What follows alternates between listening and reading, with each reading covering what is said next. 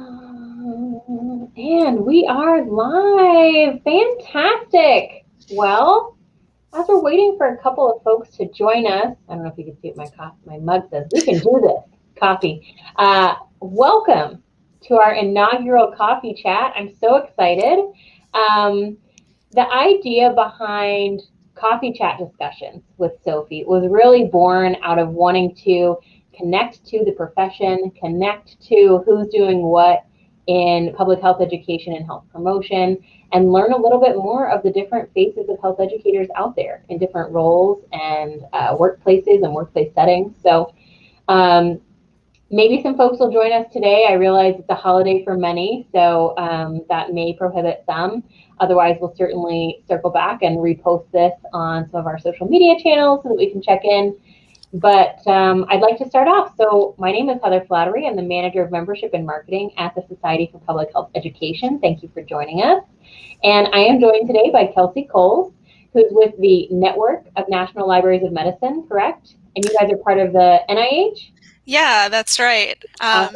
Yeah, so our organization, it's kind of complicated. So let me give you like a little bit of an overview of the organizational structure. So the NIH is like the really broad, big umbrella, and the NIH has 27 different institutes and centers, and like the National Cancer Institute.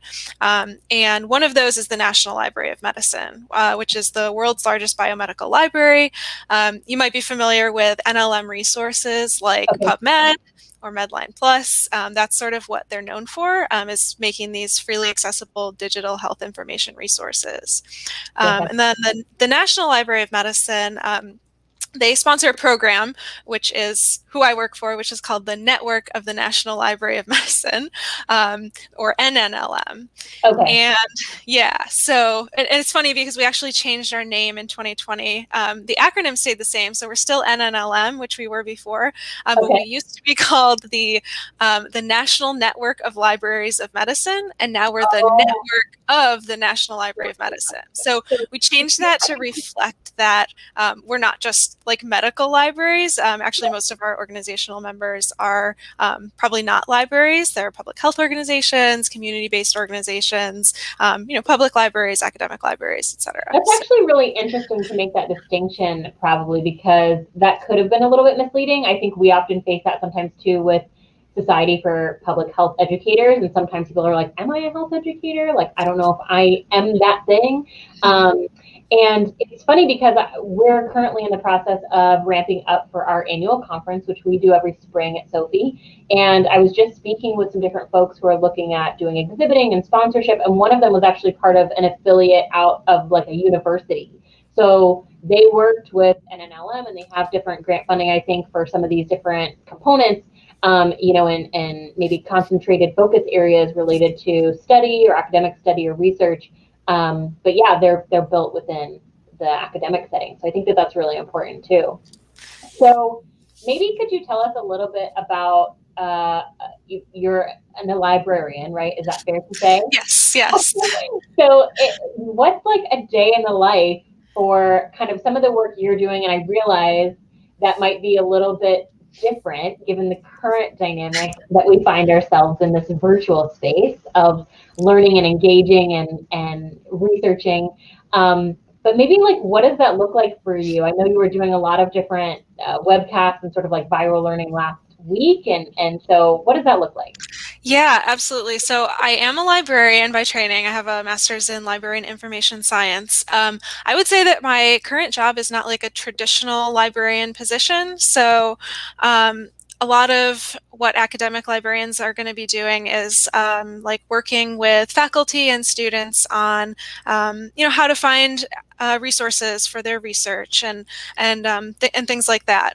Whereas what NNLM does is a little bit more of like, we help the librarians do that for their audiences. So we do a lot of like train the trainer type things. That's sort of our goal. So we don't do a lot of like direct to the public type stuff. We train librarians, we train public health workers, and stuff like that. So like you mentioned, I do a lot of both teaching of my own. So I teach classes on genetics and genetic literacy, which ties into what I'm going to be teaching for Sophie up in March.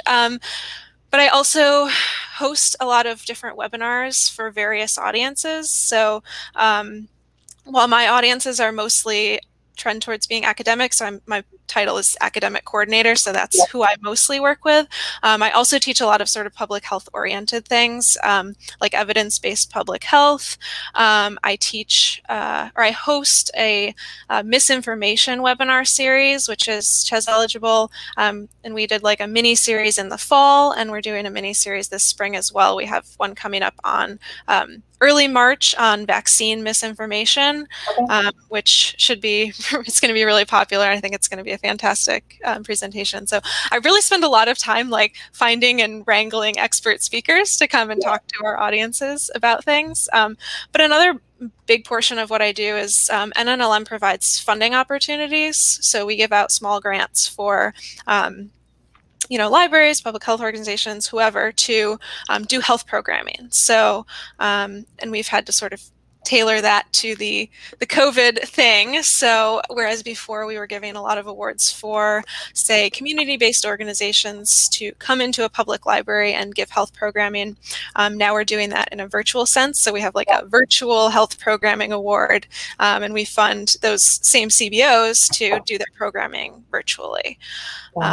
So I spend a lot of time working with sub-awardees on their projects and keeping everything on track and that sort of thing. So I think mostly what I do is teaching and working with partners a lot. Yeah. Well, that's good. And I think partnerships, especially in public health and health education, are extremely critical. I think that's what makes, your group and you a really great partner for Sophe as well, because we find ourselves in a similar situation, working very heavily in the academic space, also with those who are in coalitions, working in health departments, state and territorial groups, different things like that, and kind of focusing on how we are providing them evidence-based knowledge and education so that then they can pass that on to either the layperson or the student, or kind of disseminate it through research and practice, right? And I think we do that through both our own webinars and different outreach events, as well as through, what was I going to say? Oh, our journals, our 3 peer-reviewed journals. So I think that ends up being a great partnership. Now, you were talking a little bit about some CHES or CECH applicable webinar series. I think I posted the right one for March, the vaccine. Is that right in the comments? Okay. Yeah, so that's the upcoming class for the vaccine, or for the misinformation webinar series. The series is called Identifying and Combating Health Misinformation. And that's the upcoming one. And then we also have one that's not open for registration yet, but it's going to be coming in late March. So we have 2 of those coming up this spring. And then there was another one you gave me earlier that I wanted to throw up there, because I think this one specifically references the public health webinar series. Is that right? Yep. Yeah, so we have a public health working group at NNLM, which my colleague Erin Seeger is on, and she helps oversee this webinar series, and she does a fantastic job with that. So definitely check that out. I love that, because we work very closely with a lot of folks who are credentialed and work in, have that certification of CHES or MCHES, these certified health education specialists or master certified health education specialists who are credentialed by NCHEC.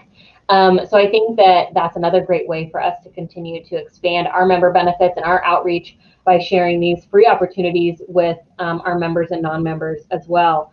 So I appreciate you offering that. And I think that's kind of a perfect segue to the fact that we're going to be working together. And that's originally how I really got connected to you, is I attended one of these free CECH events, and I wanted to learn a little bit more about DNA literacy and the way you were kind of talking about this genetic literacy. For me, it's been really intriguing over the past, I would say maybe 3 to 5 years. It really is still relatively new. Maybe you have a different timeline because you've been researching it a little bit more than I have, but the idea of the 23andMe's and kind of like learning about even doing like a DNA panel for my dog. We've adopted him. So like, what is he really made up of? I don't know, like all these kind of crazy things. And we're going to be talking about that. And I thought that overlapped very well with health literacy and identifying, what are you actually signing the dotted line on when you're partaking in some of these different, opportunities, because it seems really cool. And I've done it myself. But we're going to be talking a little bit about that in March, and I'll actually throw up there some more information where people can go to learn about our session. It's going to be, I think, March 11th. Is that the date we chose? I think so, yes. Good. Yeah, 1 o'clock Eastern.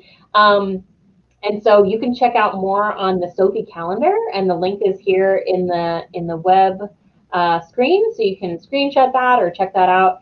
But why don't you tell me a little bit about kind of like what brought you to that topic, and if you can kind of give a quick preview of what that session is going to look like for them. Yeah, absolutely. So when I started working at NNLM, I sort of slotted into doing some genetics type teaching because I actually have a background in biological anthropology. So I was in a PhD program for several years, and I ended up deciding that that's not the direction I wanted to go. I wanted to go into librarianship instead. But while I was in that program, I did a lot of teaching of undergrads on, human anatomy, human genetics, population genetics, all that kind of thing. And it's just been sort of a topic of interest and fascination for me for a really long time. So I was really excited when I came to NNLM and they said, you can teach whatever you want, basically, develop a class if you want. I was like, sweet, this is so cool. So I developed a class on, which I think was the class that you came to, on direct-to-consumer genetic testing and genetic literacy. So I guess what I'm mostly going to be talking about, I think I'll give maybe a quick overview of some genetics basics and then talk about what is direct-to-consumer or DTC testing and a little bit about the history and sort of the current state of it, because there's been a lot of changes. It's really in the past, I would say 10 years or so is when it's really exploded because of some technological advancements that happened in the late 2000s. And you see ads for it on TV, and it gives you all these claims about, you can find out, where you were from and where your dog was from and, all that kind of stuff. And there's even companies now that claim that they can tell you, what wines you'll enjoy and what foods you should be eating and what exercise regimen you should have.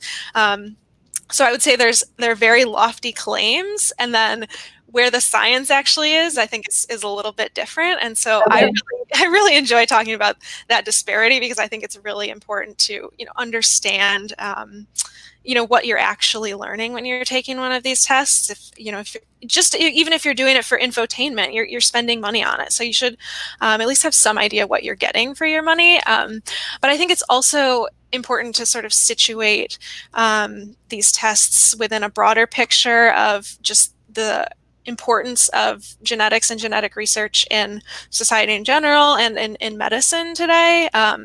There's a lot of push towards personalized medicine. So maybe taking a DNA test to decide which of 2 drugs you should take or something like that. And that's really becoming more and more common. So I think even beyond using these tests for infotainment, they're being used, in diagnosis and things like that. So I think it's really important for folks to just understand the basics of genetics and genetic testing so they can, have an informed conversation with their healthcare providers and make good decisions about their health based on genetic information. Definitely. And I think, I hope that maybe we'll touch on, without, I guess, stepping on too many toes or too much red tape, like some of that risk assessment of that, because I think that that's what's so intriguing to me, right? To be able to find not just Tylenol, but like Tylenol that's Heather Flattery specific. You know what I mean? Like, I want to be able to take something that I know is going to work with my brain chemistry and like impact me in a way that is going to be amazing and wonderful and have very few side effects or whatever. I think that the concept of that, the idea of that type of like honing in on that direct of a medical kind of attunement is really intriguing. I don't know how profitable that will be, but I think that it's interesting. And so I'm glad that we're going to be talking a little bit about it. I think in the lane of health literacy, that's really important to remember too. I did throw up here the website where you can check out more about any of the Sophe events on our calendar and just learn about our Sophe resources. One thing that you should know is, let's say you are a credentialed professional and you are looking for that continuing education like contact hour, that will be something that you would need to pay for later in our Center for Online Resources and Education, but anyone is free to view the webinar live. So if you're interested in this topic, please join us. We would love to have you on March 11th at 1 p.m. Eastern. I think it's going to be very interesting, and it's just going to be a really nice conversation. So if you want to learn more, if you have questions on the topic, please engage with us. We would love nothing more than that. Yeah, so I think that kind of gives us a nice preview of how we got together and how this sort of came to be. Anything else that you think, as far as resources from NNLM, that you think our audience might want to tap into, or that you think someone looking for either research or evidence-based practices might benefit from, that you would like to share at this time? So I would say, besides all the classes, I think that's like our number one resource that we try to promote to people, because we just have such a wide range of classes. Like almost any health topic, we probably have a class on it, whether it's like mental health and self-care, or using PubMed to find, you know, research literature. We have classes on it. We have classes almost every day of the week. We have 4-week classes, and everything we do is free. So all you have to do is make an account on our website. So that's like my number one recommendation. My number two recommendation is to connect with your regional medical library. So we have 8 regional offices around the country. I work at one based at the University of Pittsburgh, but all states are served by one or another regional medical library, and connect with them. Just go online to our website, and you can find which one is yours, and check out the funding opportunities. Okay. Right now, we're coming up on the end of our grant cycle, so we probably don't have anything like right now, but starting in the spring, probably in May, June-ish, you'll start to see new funding opportunities coming up. We also often have even professional development awards available if you want to attend a conference or a virtual conference and you need some of that paid for. We often have that type of funding available for individuals as well. So everything we do is free, and we give away money. That's all I can say. I mean, what's not to love about that? So awesome. Well, I'm really glad that we got to learn a little bit more about you and what you do at NNLM. Ideally, just for those of you who, this is our very first coffee chat, so it's still brand new. We're just getting started. Open to your feedback. Feel free to leave us your thoughts in the comments. Feel free to message me directly at membership@sophe.org if you want to share your feedback, or if you're interested in maybe being part of a coffee chat because you have some resources you'd like to share with our audience. Again, the intention behind this was really to connect to who's who in the field of public health education and promotion, and what they're doing, kind of what resources are out there for those of you who may still be in school, undergraduate or graduate level studies, or in academia, or wanting to work or pursue evidence-based practice in a state or territorial health department. So really, this is kind of meant to be an extension of not only member benefits, but our Sophe reach to you. So if you have any questions or comments, please leave them below. And the last tail part of these chats, although succinct in their nature, is really just meant to be a little bit of a rapport building. So I'd love to do a quick couple of rapid fire questions and just get to know you a little bit more, Kelsey, and if that's okay, does that work? Yeah, absolutely. Okay, perfect. So I have a fun little list here, but I think I'd like to start off with just, you know, one of those basic questions of when you're not working, like, what do you like to do with your time? What do you like to do in your spare time? I love this question because I feel like everyone always asks it, and then they're always surprised because I just have this long list of things that I like to do. I like to stay super busy. I really hate like sitting still and relaxing. With my partner, I have a woodworking business, so we're really busy with that usually. I have 2 deaf Australian Shepherds, and so I like to play with them, and we love to go hiking with them. Just in parks or on vacation. So we do a lot of hiking. I have almost 300 houseplants. So I spend a lot of time taking care of them, just puttering around with them. And we also have a huge outdoor vegetable garden. So we stay really busy with that in the summer. And we like to work on renovating our house as well. We pretty much always have a renovation project going. So I love that. I can barely keep my air plant alive. So kudos to you. Wow, I actually have an Aussie as well, so I didn't know that about you. No way! I'm really curious because you know how sometimes with like greyhounds or different breeds, they will have like rescues or different things. Do they have a rescue dedicated to deaf? There's actually a few that are either dedicated to deaf dogs in general or specifically mostly deaf Aussies. Oh my gosh, you have to share that with me offline. That's Yes. so cool. Yeah. So cool. All right, so let's dive into another one. What is one thing you're excited for this year in 2021? That's a great question. I feel like after 2020, I'm excited for like literally anything at this point. I think I have to say I'm excited for vaccines just because then it means I can be excited about going back and hopefully doing all the things that I love to do, like traveling and, seeing humans and things like that. Absolutely. So you found yourself here as a librarian. Before that, you said, I'm sorry, you were biological anthropologist. Biological anthropologist. Okay. So when you were a kid, did you dream of either of those careers? Like, what did you want to be when you were a kid when you grew up? Like, what was that? Yeah, not at all. I don't think I even knew that librarianship was a thing until like after I was a biological anthropologist. So that came later. I think as a kid, after I moved out of the part where I wanted to be a horse, I think I wanted to become an equestrian, I think was my goal in life. Yeah. I like that. I like it. Do you ride? Not anymore, not since I was a kid. Do you have a favorite board game? Oh, I love categories. Okay. I love to come up with like obscure answers and everyone's like, what is that? I'm like, look it up, it's real. I like the double whammy with the alliteration because those always get you more points. Do you prefer mountains or beach? Mountains, 100%. Okay, you mentioned a lot of hiking. And let's see, what is your favorite warm beverage? Ooh, that's tough. I would have to say hot chocolate, definitely.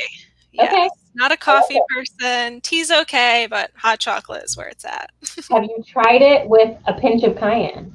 Yes, I do enjoy that. I do too. I tried exploring it this past holiday season, and it was just the right amount of heat, warm chocolate. I really liked it. Some people are not about it at all. The spice and the chocolate, my husband is not a fan. But I think some people really dig it. So awesome. Well, that sort of wraps us up for today, keeping it nice, short, and sweet. Pleasure to have this chat with you, this brief coffee chat.